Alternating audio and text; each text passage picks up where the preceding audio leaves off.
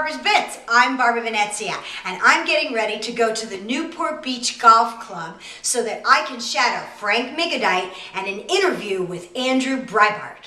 The golf course parking lot is packed. Hi, how are you? Good to see you. Hi, how are you? You talked about monetizing or not wanting to monetize this event. No, that picture, that particular triple X, over the top, homoerotic Blue Boys circa 2005-ish grotesque imagery. How?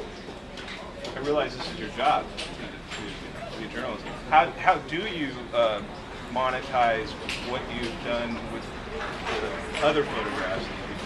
Well, they're just page views. I mean, I guarantee you, I'm not making a lot of money off of this. I mean, I'm more trying to build a reputation as a guy who's dogged in the pursuit of truth against a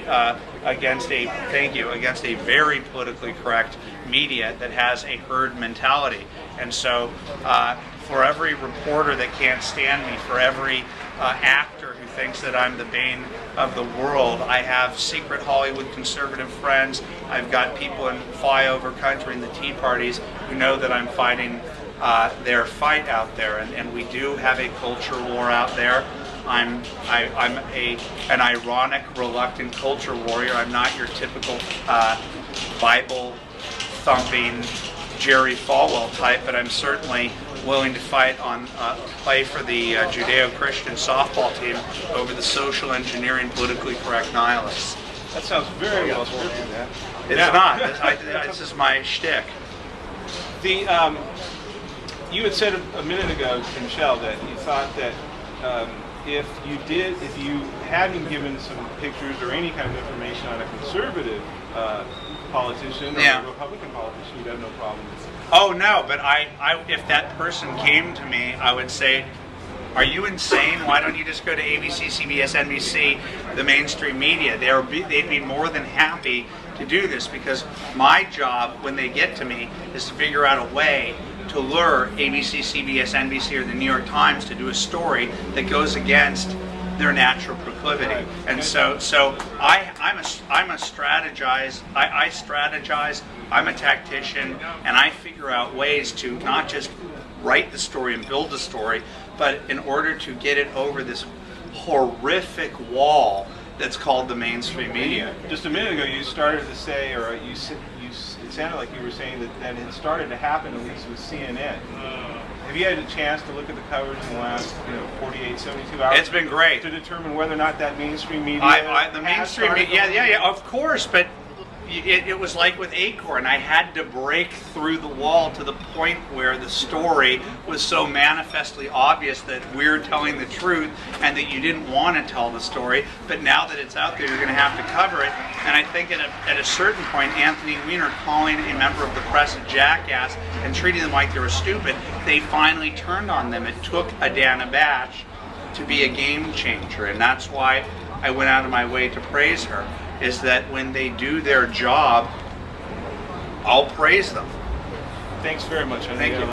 Okay, so we're here at the Newport Beach Golf Course, Frank Mickadeit, and you were just talking to Andrew. I was. He is well-spoken. I said it sounded scripted.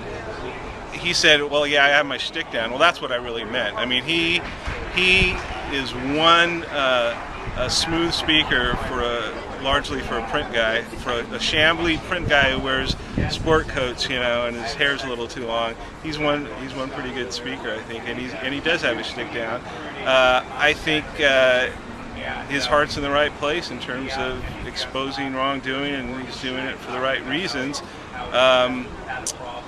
I don't know that I believe everything he says about the mainstream media, being a member of the mainstream media, but I think he's doing good work out there. And he has stumbled in the past, and we know that he stumbled in the past on a couple of things, particularly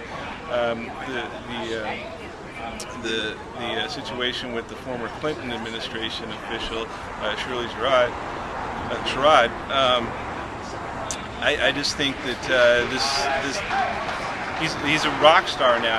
I don't find myself wanting to interview too many other reporters, but at least tonight I wanted to, and more significant than me being here. This place is crowded. Nobody, I'll bet 2 weeks ago, 2/3 of the people in this room had never heard of Andrew. The place is packed in the tea room of the golf club.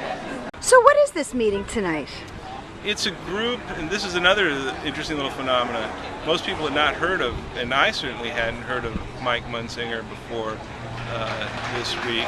And he's just started. He's a man who lives in Aliso Viejo, who wants to run for Congress in the next election.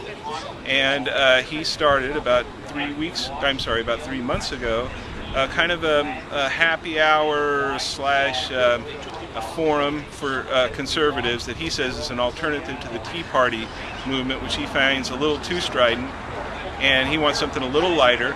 He just happened to have booked Andrew Breitbart by his own good fortune a while ago, and he knew him from other other contexts, and Andrew, kept his appointment, to his credit.